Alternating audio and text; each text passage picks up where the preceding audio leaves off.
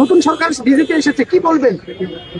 দেখুন, লড়াইটা তো মানুষ লড়েছে ডোমকলের। আমি ডোমকলের মানুষকে প্রথমে আজকে বিধানসভায় শপথ নেওয়ার পর প্রথম অভিনন্দন জানাবো যে তারা এই যে রাজ্যে 294টা আসনের মধ্যে অন্তত একটা বামপন্থীদেরকে এখানে প্রতিনিধি পাঠিয়েছে।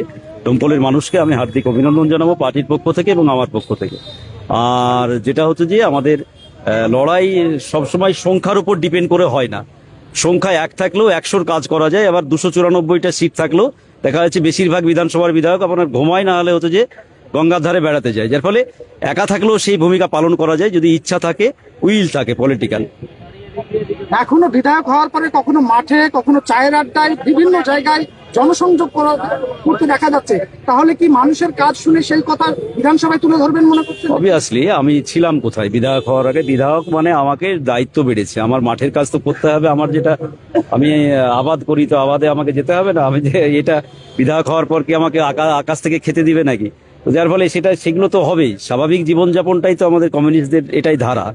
সেখান থেকে বিচ্যুত হওয়া মানে আপনি উল্টো হন।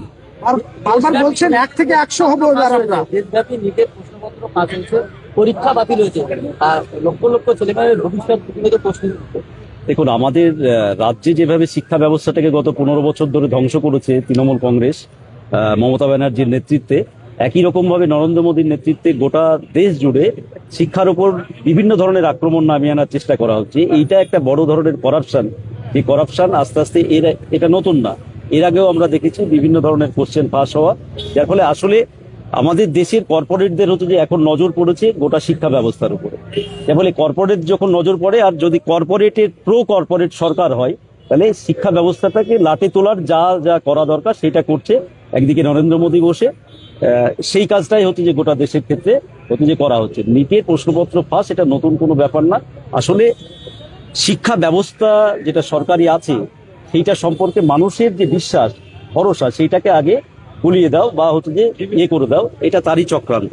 দাদা, আপনাদের বামেতে ছাত্র সংগঠনের দাবি ছিল বন্ধ প্রাইমারি স্কুল খোলবার। আপনি বিধায়ক হিসেবে ভিতরে ঢুকে বন্ধ প্রাইমারি স্কুল খোলবার জন্য কতটা কথা বলবেন বা কি ভাবছেন? অবশ্যই আমি সব সেক্টর নিয়েই কথা বলতে হবে আমাকে, যেহেতু সবেধন নীলমণি একটাই আমি। তাহলে শিক্ষা, স্বাস্থ্য সবকিছু নিয়েই বলবো। শিক্ষাটা তার মধ্যে প্রায়োরিটি থাকবে। শিক্ষা স্বাস্থ্য তো আমাদের বেসিক নিডস, এটা মানুষের।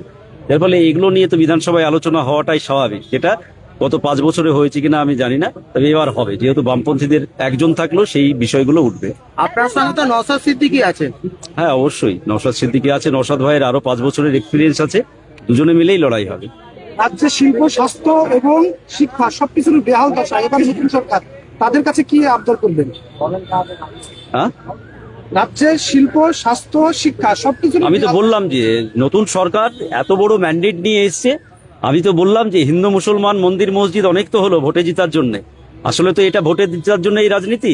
তাহলে ভোটে জেতা হলো, এবার রাজ্যের মানুষের কাজ করুক। শিক্ষা, স্বাস্থ্য যা যা আছে সেগুলো নিয়ে হচ্ছে যে এবারে এই সরকার কাজ করুক।